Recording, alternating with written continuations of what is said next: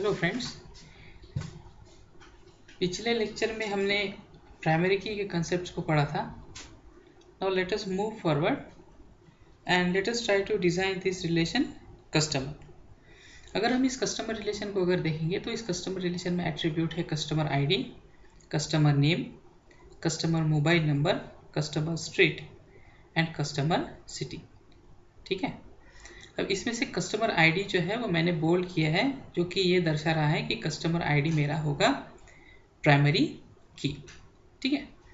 पर अगर हम इस कस्टमर रिलेशन को अगर देखेंगे तो कस्टमर आईडी ये मेरा प्राइमरी की है जो कि यूनिक रहेगा। और अगर मैं कस्टमर मोबाइल नंबर को भी देखूंगा तो कस्टमर मोबाइल नंबर भी जो होता है वो हर एक कस्टमर का यूनिक ही होता है। You will never find two customers with same mobile number. Okay, तो यहाँ पे ये कस्टमर आईडी मेरा प्राइमरी की, ये तो मेरा अजम्पशन है, पर यहाँ पे कस्टमर आईडी भी प्राइमरी की हो सकता था और कस्टमर मोबाइल नंबर भी मेरा प्राइमरी की हो सकता था। यस। तो जब किसी रिलेशन में एक से ज़्यादा एट्रीब्यूट यूनिकली आइडेंटिफाई किसी टपल को यूज करने के लिए किए जा सकते हैं तो उन एट्रीब्यूट्स को हम बोलते हैं कैंडिडेट कीज। तो मेरे कस्टमर रिलेशन में सबसे पहले मेरी कैंडिडेट की कौन सी रहती है, तो कस्टमर आईडी और कस्टमर मोबाइल नंबर, ये मेरी दो कैंडिडेट कीज रहती। और इन कैंडिडेट कीज में से मैं चुनता उस एट्रीब्यूट को जो मेरे रिलेशन की प्राइमरी की होती।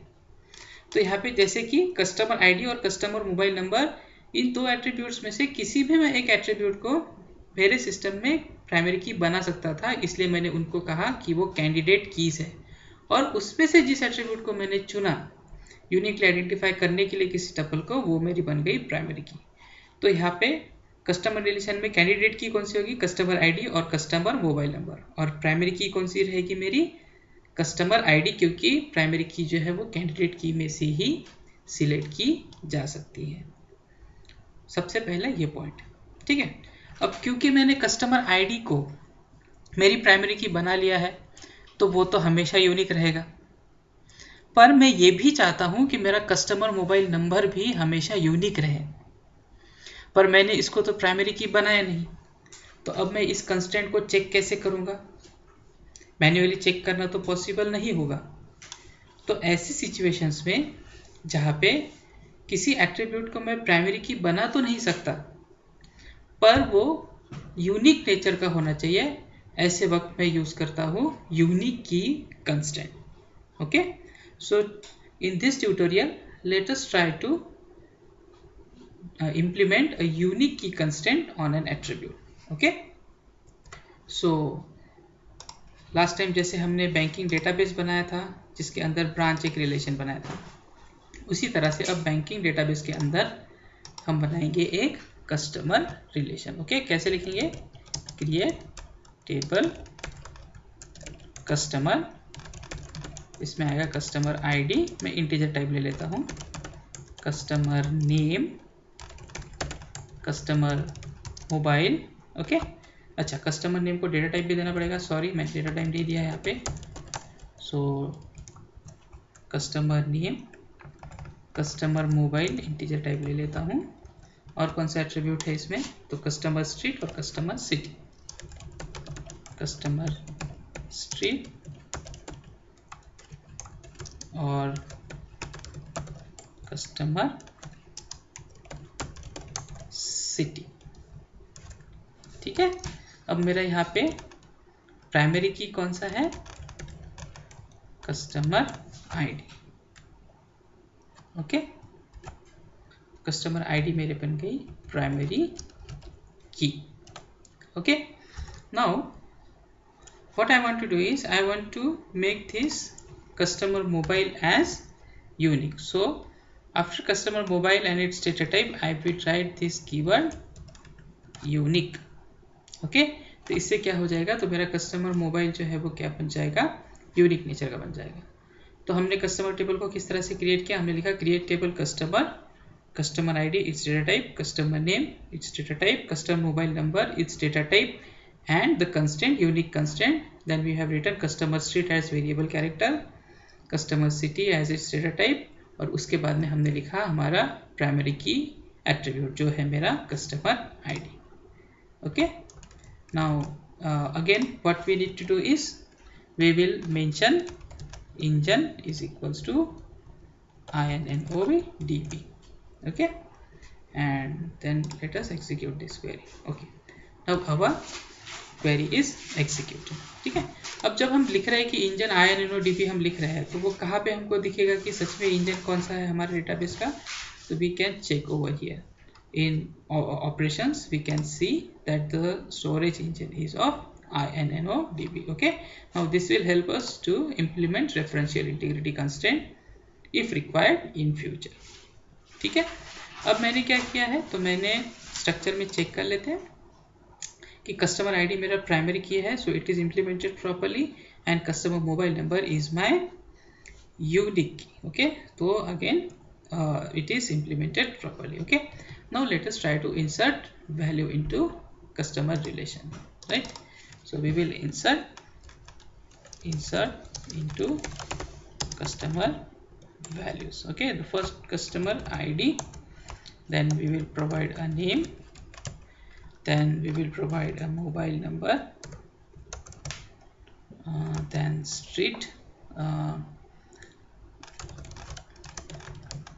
and then we will provide city. Okay, now this is executed and we can see that the value will appear over here, right? Okay, now again we will try to insert another value. ठीक है, insert into customer, and then what if I will pass a blank value to mobile number. Okay, so let us try to do this.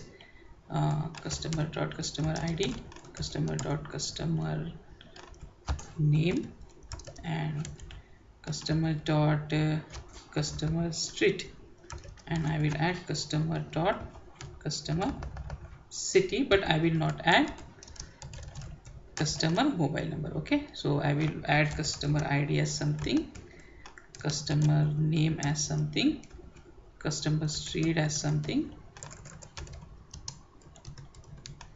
Okay, and then I will add customer city as something. Okay, and now I will try to execute this query. Okay, this query will get executed. Let us see what are the values that we can see. Okay, now here we can see that customer ID 200, the customer name is Karan, and customer mobile is null. Okay, and customer street is BMV and customer city is Amravati. ठीक है, तो यहाँ पे हम ये देख सकते हैं कि जिस तरह से प्राइमरी की कंस्ट्रेंट अगर हम इम्प्लीमेंट करते हैं तो हम उसको नल वैल्यू पास नहीं कर सकते हैं, पर यहाँ पे जब हम unique value unique constraint implement करते हैं किसी एट्रीब्यूट को तो वो नल वैल्यू को लेता है. ओके, तो unlike that of the primary key, unique key can take null value. Okay, but it will not take repetitive values. Okay, let us try to implement this thing. ये सच में work करता है क्या, देखते हैं. ठीक है, तो हम यहाँ से वैल्यू को इंसर्ट करने की कोशिश करते हैं. तो कस्टमर आईडी मैं और एक कस्टमर आईडी ले लेता हूँ. ठीक है, I will pass some name and then I will pass the same mobile number. जैसे मैंने करण को 98500 इंसर्ट किया था वैसे ही मैं यहाँ पे रोहित को भी 98500 इंसर्ट करने की कोशिश करता हूँ. ठीक है,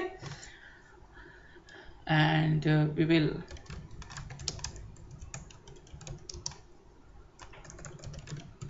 add some customer street and then city. Okay. Now let us try to execute this. तो यहाँ पे क्या बोलेगा वो, यहाँ पे it will throw an error and it will say that duplicate entry 98500 for customer mobile. Why it is saying so? Because 98500 this value already exists. Okay, so primary key definition ये बोलती है कि it should be, the value should be unique and it will not accept null value, whereas unique key definition says that it will accept null value but it should be unique in nature. Duplicate value वो नहीं लेगा, पर आप अगर mobile number किसी का नहीं जानते हो तो वो नल वैल्यू को एक्सेप्ट कर सकता है. Okay, so this is a basic difference between a primary की constraint and a unique key constraint. Okay, I hope you will get this concept of unique key constraint. Okay, thank you.